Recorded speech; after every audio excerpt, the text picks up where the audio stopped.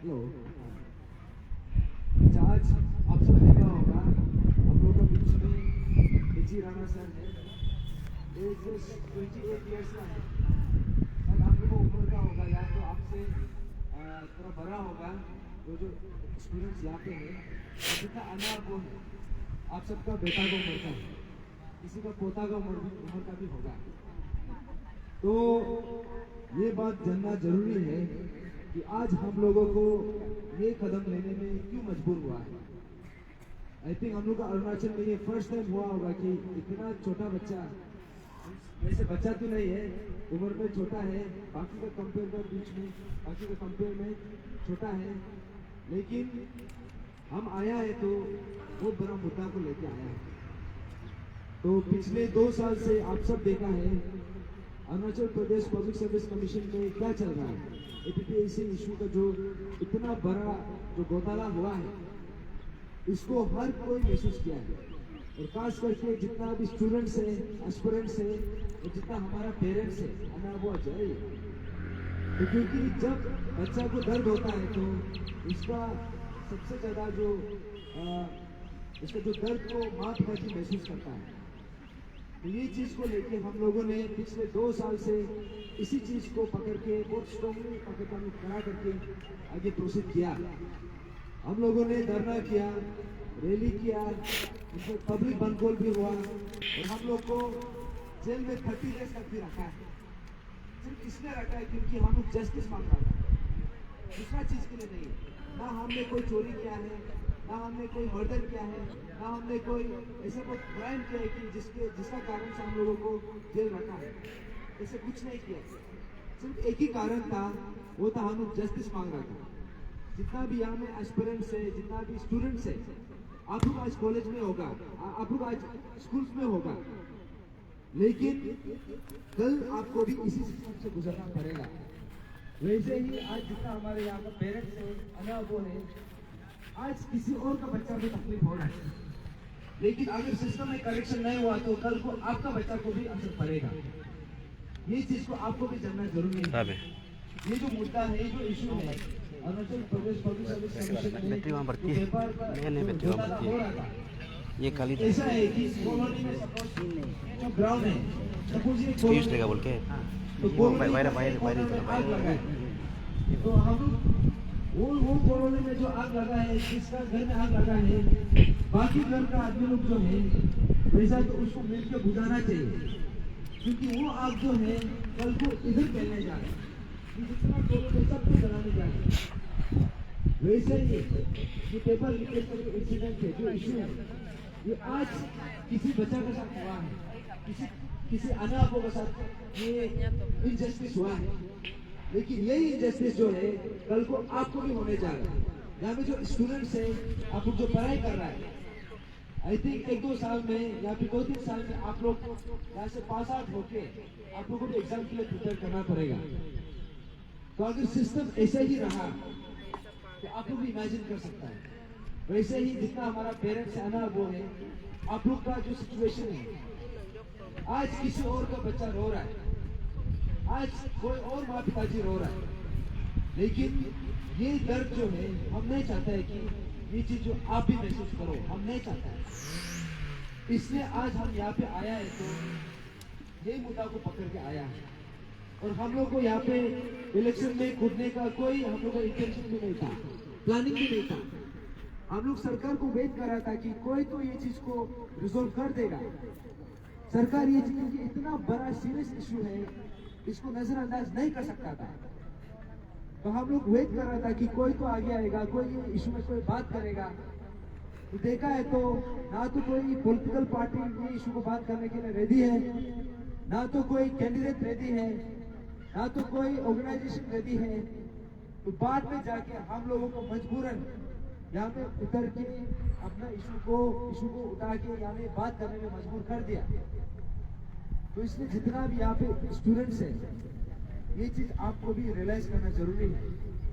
ये जो कैंडिडेट है आपको उम्र का है, शायद आपसे थोड़ा बड़ा हो सकता है, तो आज इतना कम उम्र का लड़का को आके यहाँ पे इतना बड़ा जो कदम है लेना पड़ रहा है, इसका एक ही कारण है, डिस्ट्रिक्ट का सबसे बड़ा जो इशू है अभी तक रिजोल्व नहीं हुआ है। तो इसको रिजोल्व कराने के लिए किसी न किसी को तो आवाज उठाना पड़ेगा। तो ये जो आया है ये अकेला के लिए नहीं आया है, ये हर एस्पिरेंट जितना भी आप यूथ है आप सबका आवाज बन के आया है। जितना भी यहाँ में अनाबो है आप सबका आवाज बन के आया है। तो जब ये आवाज उठाएगा आपका ही आवाज उठाएगा। तो इसलिए आज हम लोग का जो मेंबर है, हम लोग का टीम है pan Arunachal joint steering committee, आप सबने देखा होगा पिछले 2 साल से हम एक ही मुद्दा को पकड़ के यहाँ पे लड़ाई करते रहा है। क्योंकि अरुणाचल में आप सब देखा होगा कि इशू तो कोई भी उठा देता है लेकिन इशू में कंक्लूजन लेके आता नहीं। तो लेकिन ये बार हम लोग जो है जो इशू को हमने पकड़ा है लास्ट तक अंतिम तक हम लोग लड़ा है कि ये इशू में सोल्यूशन तो आएगा होगा बोल। लेकिन इतना लड़ने के बाद, इतना हम लोग 2 साल तक लड़ने के बाद भी इशू अगर सोल्यूशन नहीं आता है तो एक ही चीज पता चलता है कि सरकार इसको सोल्व करना नहीं चाहता है। और जब वो सोल्व करना नहीं चाहता है तो अभी आप बता के देखो हम लोग को क्या करेगा। अगर इशू ऐसे ही छोड़ देने से इशू उधर ही खत्म हो जाता है। किसी न किसी को तो आवाज उठाना पड़ेगा। तब जाके हम लोगों के बीच में डिस्कशन हुआ कि हम लोग ने धरना भी करके देख लिया, रैली भी करके देख लिया, पब्लिक कंट्रोल भी हो गया, हम लोग को जेल में भी डाल दिया, हम लोगों पर इतना ज्यादा चार्जेस लगाया है, अफवाह जैसा इतना ड्रैकोनियन लॉ है जो टेररिस्ट के लिए बनाया जाता है। आज बच्चा लोग को यहाँ पे सड़क में जो जस्टिस के लिए मांग रहा है उसको ऊपर में लगाया जा रहा है। आज हम लोग जितना है ये लोग 5-6 लड़का 10-15 लड़का लड़का लड़की जिसको आज ये लोगों पर में लागू हो रहा है। कल को हम नहीं चाहते कि आपका बच्चा भी सड़क पे उतर के उसको भी कोई ऐसा ये करे, ऐसा इंजस्टिस से सहना पड़े, हम भी नहीं चाहते। तो इसलिए हम लोगों को मजबूरन ये कदम लेने में मजबूर कर दिया। तो हम लोगों का प्लान ये था कि शुरू में वैसे तो हम लोग पॉलिटिक्स में आने का कुछ प्लानिंग नहीं था, लेकिन जब आया ये तो हम लोग सोचा कि जितना 60 MLA का कॉन्स्टिट्यूंसीज है और जो 2 MPs का कॉन्स्टिट्यूंसीज है हम लोग उसमें पार्टिसिपेट करेंगे सोचा है। तो उसमें पार्टिसिपेट करने के लिए फिर हम लोग को एक पार्टी फॉर्म करना पड़ेगा। तो इतना कम समय में 1 महीना का अंदर में हम लोग पार्टी फॉर्मेशन पॉसिबल नहीं है। और हम लोगों को यहाँ पे MP कैंडिडेट करने के लिए तेजीपुरु सर हम दोनों को आगे बोला गया था टीम की तरफ से। तो जैसे हम लोग का जो मेंबर ने बोला है तेजीपुरु सर वो जो है वो एक गवर्नमेंट सर्वेंट है, वो ये चीज में पार्टिसिपेट भी नहीं कर सकता है। तो मेरा लिए भी तकलीफ था क्योंकि हम मेंटली रेडी नहीं था। और प्लस जैसे इसने बताया है मेरा घर में ऑलरेडी मेरा पिताजी तो कॉन्टेस्ट कर रहा है, तो ऐसा में एक घर से 2 कैंडिडेट उठने से तो प्रॉब्लम हो जाती है। और जो कुछ प्रैक्टिकल चैलेंजेस था जिसका कारण से नहीं कर पाए। लेकिन हम लोग का बीच में अगर कोई कैंडिडेट रेडी है कोई मेंबर से तो हम लोगों को उसको बिल के साथ देना है, तब जाके तेची राणा सर के नाम आया है। तो आज तेची राणा सर इधर आया है तो हम सबका बिहाफ में हम सबका आवाज बन के आया है। तो आप सोच के देखो यूजुअली जो पॉलिटिक्स में घुसता है, जो MP कॉन्टेस्ट करता है, जो MLA कॉन्टेस्ट करता है, वो लोग पैसा होके करता है। आज आपको मालूम होगा जितना भी यहाँ पे इलेक्शन चल रहा है एक ही सिस्टम से चल रहा है, आप हमको पैसा दो आप हमको वोट दो, यही तो चल रहा है। जिसका कारण से हमारे जो मेन मुद्दा है वो डिसाइड हो जाता है। आज एक वोट को 50,000 60,000 1,50,000 में बेचा जाता है। आज ऐसे है कि या तो वोट में या तो स्कीम में, लेकिन वो जो है असली मुद्दा वो नहीं। आज हम लोगों को वो सिस्टम से बाहर निकलना पड़ेगा, क्योंकि आज आप अपना वोट को 50,000 में बेच रहा होगा या फिर 1 लाख में बेच रहा होगा, लेकिन सिर्फ आप अपना वोट को नहीं बेच रहे, आप अपना बच्चा का फ्यूचर को भी बेच रहे हैं। क्योंकि यहाँ पे जो इलेक्ट होके आएगा वो जो है आपका बच्चा का फ्यूचर के लिए कुछ करने नहीं जा रहा, क्योंकि इलेक्शन में जो खर्चा क्या है सिर्फ उसका रिकवरी में लग जाएगा। जैसे हम 20 लाख खर्चा किया, 20 करोड़ खर्चा किया है तो हम 40 करोड़ कमाने का कोशिश करेगा। 20 करोड़ अपना खर्चा को रिकवर करना है और 20 करोड़ रेडी करना है नेक्स्ट इलेक्शन के लिए।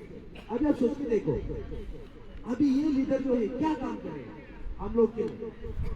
तो इसलिए आप सबसे रिक्वेस्ट है, ये चीज आप लोगों को भी समझना जरूरी है। हम लोग का जो कैंडिडेट है, इसका पास ना 1 रुपया है, ना ये एम्प्लॉयड है, ये खुद अनएम्प्लॉयड है। हम लोग का जैसे गरीब फैमिली में से है। तो इनफैक्ट इसका पास तो ये नॉमिनेशन फाइल करने के लिए भी पैसा नहीं था। हम लोग ने यहाँ वहाँ से मिला जुला के इसको हम लोग ने ये नॉमिनेशन फाइल करने के बाद इकट्ठा करके दिया। और आज भी हम यहाँ पे आया भी है तो किसी का वेल विशर का गाड़ी को लेके उसका ये 12 गाड़ी है, ये अपना गाड़ी भी नहीं है। और जो तेल से हम जो घूम रहे हैं, जो तेल डाल के घूम रहे हैं, वो भी पब्लिक का कॉन्ट्रीब्यूशन है। हम इसी से चल रहे हैं। हम जिसका पास भी जा रहा है वहाँ में माया लग के ये लोग जो है दया करके हम लोग को 1-2 रुपये चंदा दे रहे हैं। हम उसी से चल रहे हैं। तो आज भी आप लोग से भी वही था। वैसे तो जितना भी फोरन ग्रुप से या फिर कल्चरल ग्रुप से वो लोग को जो केस आया उससे कुछ ये फाइनेंशियल कुछ मिल जाता है, लेकिन हम लोग ऐसा हालत में नहीं है। आप लोग आया है, हम लोग बहुत दिल से बहुत ज्यादा ग्रेटफुल है कि इतना कम समय में इतना ज्यादा नंबर्स में आया है। हम लोग ऐसा एक्सपेक्ट भी नहीं किया था। तो आप लोग आया है कि जो भी आया है एक आदमी जो भी दिल से आया है।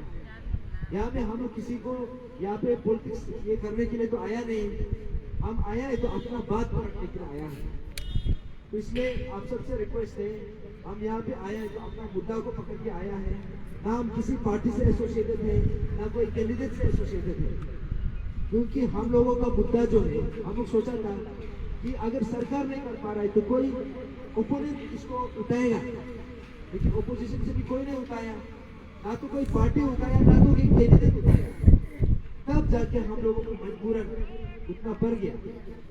तो इसलिए आप सबसे रिक्वेस्ट है, और हम लोगों का जो प्लान है, ये जो इलेक्शन है ये यहाँ तक सीमित नहीं रहेगा। जीतो हारो वो बात का बात है, लेकिन आप सबका जो सपोर्ट है, आप सबका जो वोटिंग होगा, आप सबका सपोर्ट आएगा, यहाँ से बहुत बड़ा स्ट्रॉन्ग मैसेज आएगा।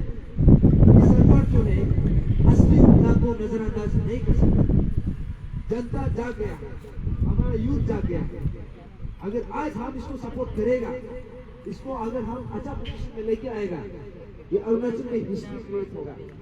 और अरुणाचल में हम लोग ये बात को रखेगा कि यहाँ में इशू बेस्ड पॉलिटिक्स भी चलता है और होना भी है। जनता का आवाज भी इसमें, इसका महत्वपूर्ण को भी समझना है, इसको कोई नजरअंदाज नहीं कर सकता। तो इसलिए हम लोग ने सोचा है कि आफ्टर इलेक्शन हम लोग एक पार्टी फॉर्मेशन करेगा, हमारा टीम फॉर्मेशन करेगा। उसमें जितना भी यूथ है, जितना भी अनावो है, आप सबको भी पार्टिसिपेशन जरूरी होगा। क्योंकि स्टेट का जो असली मुद्दा है, अभी तक कोई बात किया नहीं। स्टेट का असली मुद्दा क्या है? ये पेपर लीकेज वाला जो इशू है, ये सिर्फ एक मुद्दा है। ऐसा ही इतना ज्यादा मुद्दा है जिसको बात नहीं कर रहा। जैसे यहाँ में अनएम्प्लॉयमेंट का इशू है। आप सोच के देखो, अरुणाचल प्रदेश में पॉपुलेशन इतना कम है, लेकिन यहाँ का अनएम्प्लॉयमेंट रेट जो है इंडिया का नेशनल एवरेज से भी ज्यादा है। तो जितना भी यहाँ पे जो यंग यहाँ पे पार्टिसिपेंट्स है, जो स्टूडेंट्स है, आप लोग कल को ग्रेजुएट होगा, लेकिन यहाँ पे अपॉर्चुनिटीज नहीं है।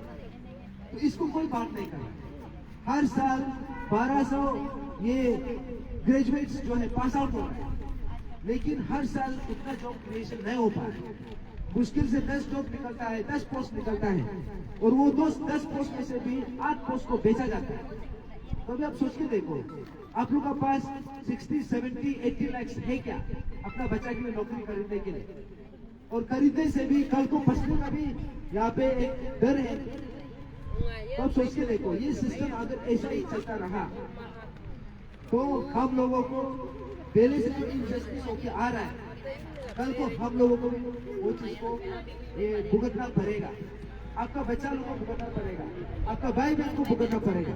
यहाँ में जितना यूथ है, खास करके जो स्कूल्स में, जो कॉलेजेस में है, जो यूनिवर्सिटीज में है, आज आप सोच रहे होगा कि हम अभी तक ग्रेजुएट नहीं हुआ, लेकिन आपका भी समय आएगा।